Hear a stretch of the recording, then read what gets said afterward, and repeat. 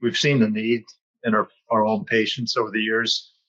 More and more people are exposed to digital devices, whether it's your phone or your tablets, your computers, laptop, all that good stuff. And we notice is that many of them have symptoms, digital vision syndrome. And oftentimes, they may not even have a prescription per se. They may not be having your traditional nearsightedness or farsightedness, but they're still having symptoms.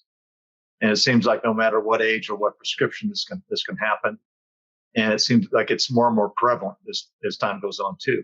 So when we saw neurolens, it caught our attention because it was a treatment lens that proposed that there's some things going on that are not being addressed for patients that are using digital devices. That's how we got familiar with it initially. And we've had some really good success with that. Some of the examples of digital vision syndrome have been, let's say, eye fatigue. The more obvious things, maybe blurred vision, eye fatigue, eye strain. There's some things that may not be as obvious, like neck and shoulder pain, dizziness, light sensitivity, dryness to the eyes. We found that some of those symptoms actually can be traced back to the stress that the visual system has trying to keep up with looking at digital devices. So there's this big nerve in the brain called the trigeminal nerve that gets aggravated when we try to use our eyes with computers and phones.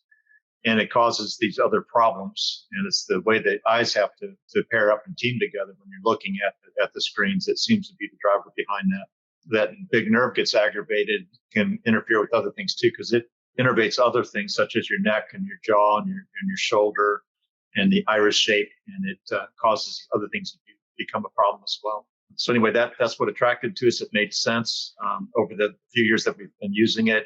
I'd say that we've gotten comfortable even using it on some of our cases that didn't seem like it was real obvious. Like, some people come in, it's so obvious because they have headaches all the time. They have neck pain whenever they use their computer. So it's obvious it's related to computer use. But then some of our patients come in and they're more vague complaints saying, like, my vision seems pretty good. I like my glasses. I get a little tired at the end of the day, but that's just, that's because it's been a long day.